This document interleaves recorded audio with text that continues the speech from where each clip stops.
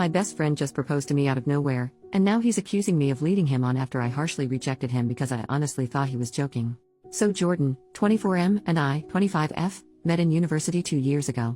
We both started at the same time, and because of our ages we were both considered mature students. So we quickly became firm friends as we shared a dorm, and we'd joke around together about us being old enough to be considered mature in our early 20s. We weren't on the same course, but given we lived together, we would hang out pretty much all the time whenever we didn't have a lecture. We joined a bunch of societies together, went drinking every weekend together, etc., etc. It was a pretty sweet gig because it meant we were at least never alone. Obviously we made other friends, both alone and together, but we were always each other's number one at the end of the day. At the moment we're on holiday, and while we haven't hung out constantly, we decided to make plans to visit each other's hometowns, because we're from very starkly different places. Today, we went to mine. Mine is a big city central. This morning we went there and were wandering down the streets, doing some sightseeing because he's never been. There's typically a lot of street sellers here, trying to sell you everything from hot dogs to fluffy Pokemon hats. I decided I wanted to get a caricature done. I've never had one, and I thought it would be funny to get and hang over my bed when we got back for term. I asked Jordan if he wanted to get in, and he refused. No worries, so I sat down to get it done. They don't take very long, 5 or 10-ish minutes, so I looked straight forward at the artist the entire time. He finished the caricature. I loved it. So obviously I turned to show it properly to Jordan. When I turn though, I literally don't even know what to say. He's down on one knee holding up a ring box. I don't even really know what he said, if he did the whole proposal speech thing, because I was so confused, I was barely paying attention. Remember again, this is a super busy tourist city, so this has drawn a mini crowd now, coming over to cheer us on. I couldn't help but burst into laughter. To be honest, I thought this was some kind of odd prank type thing. We've never been the prankster types or whatever, but I couldn't come up with a reasonable explanation. So I just laughed and laughed and laughed, until I looked at Jordan and he looked genuinely heartbroken. So obviously I asked him something along the lines of, "You are not being serious?" This is the only thing I remember him saying. He shut the box, stood up, shrugged and said, "I guess not anymore," and then walked off. This left me standing pretty awkwardly in this gathered crowd of people, a lot of who were giving me dirty looks, which made me incredibly uncomfortable. The plan was to meet back up at the hotel that we had booked rooms next door to one another. So I figure that's where he's going and head back that way. But he's not there. So I wait, and he still doesn't return. I text him out of concern. This was at 1:15 p.m. It's currently 6:20 p.m. as I'm writing this, just asking if he's okay. He responds with a long message back, which I would post because it's an odd read, but I won't out of respect for his privacy, in which he basically accuses me of leading him on, asking why I didn't break up with him sooner, saying I had publicly humiliated him and that he thought I loved him the same way and that he felt our relationship was strong enough to consider taking the next step. Now this is completely out of left field. I literally have got no clue where in the world he's got this idea from. The closest we've ever physically been is a hug, hello and goodbye. I've never even jokingly flirted with him, for exactly this reason. I've had too many friendships collapse because they can't tell the difference between serious interest and joking banter in friendships, so I've been extra careful to not. We've never kissed, never been on a date, never be intimate. I do not find him physically attractive and I wouldn't want to be in a relationship with him. I don't understand where on earth he's got this idea that we are. This isn't something he's ever brought up before this, and I'm genuinely bewildered. He hasn't returned to the hotel yet. I periodically knock to check, and I've been listening out for him walking up the hallway or anything. Nothing. I haven't responded to his long paragraph because honestly, I don't know how to.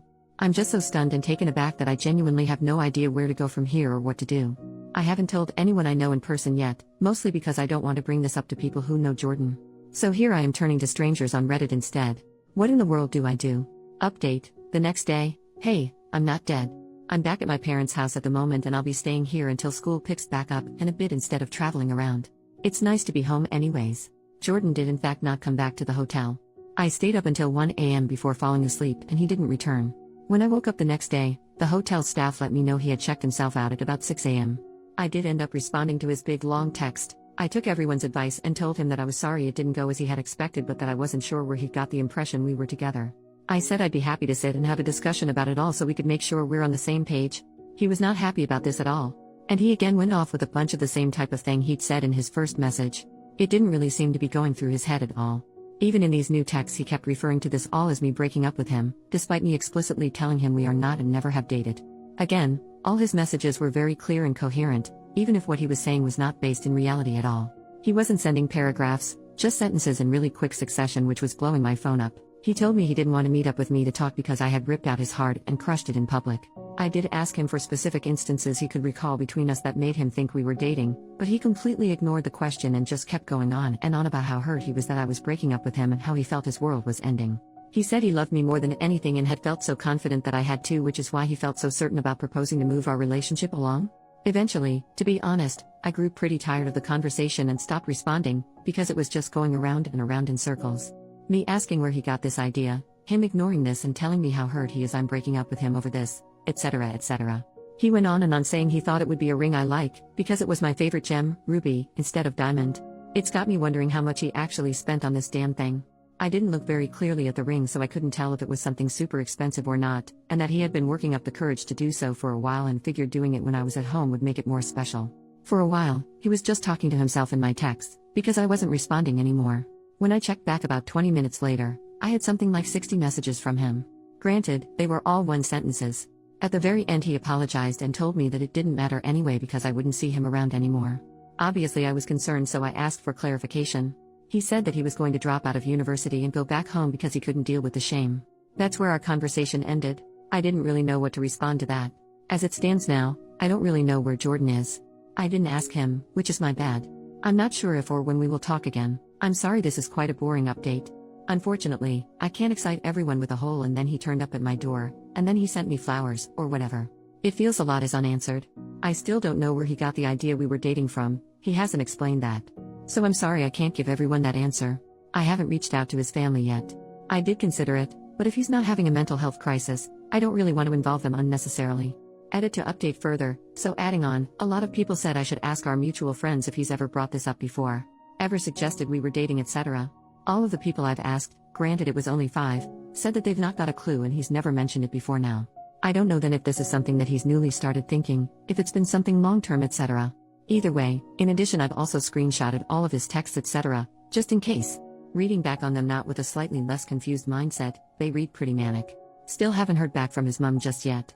Second update, hey, it's me again.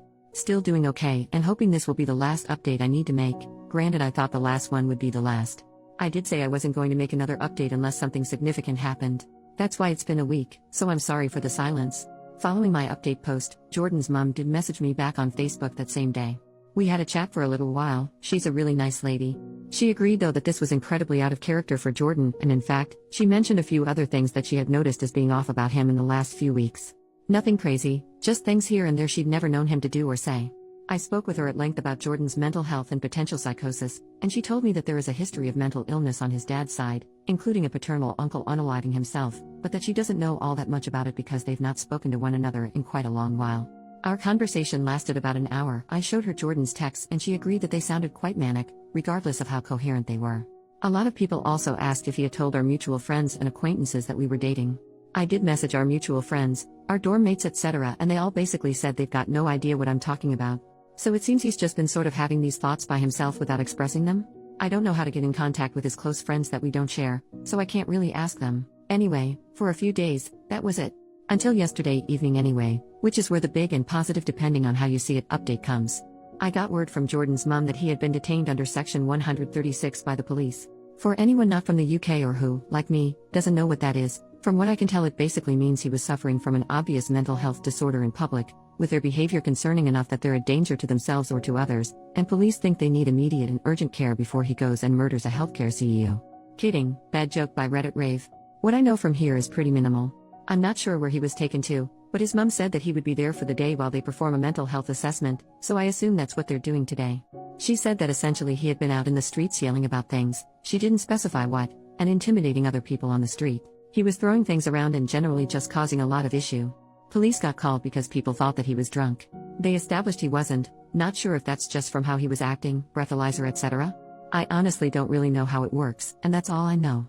His mum and I again had a chat and we sort of assumed that mental health and psychosis is likely right. The rejection of the proposal probably set him into a spiral of getting worse in the last few days, bringing us to where we are right now. I do feel pretty awful about that. I'm doing my best not to blame myself, but it's hard not to feel like I caused it.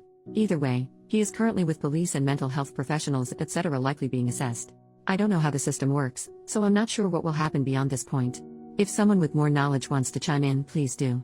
I'm hopeful though that this will mean Jordan will be able to get some help for whatever it is he is currently dealing with. My hope is therefore I won't need to update again, and this can end here. I have yet to speak to the university about the situation just yet. Not really sure how or if I should approach that, so I'm leaving it be for now. This has been a whole lot of emotions, and I really appreciate the help of everyone on my last 2 posts. Again, I won't update again now unless something major happens, but I highly doubt I will learn much more. If he gets diagnosed with anything, I'll see if I can find out what from his mom and I'll add it as a small update to this post, though some form of psychosis is definitely looking most likely.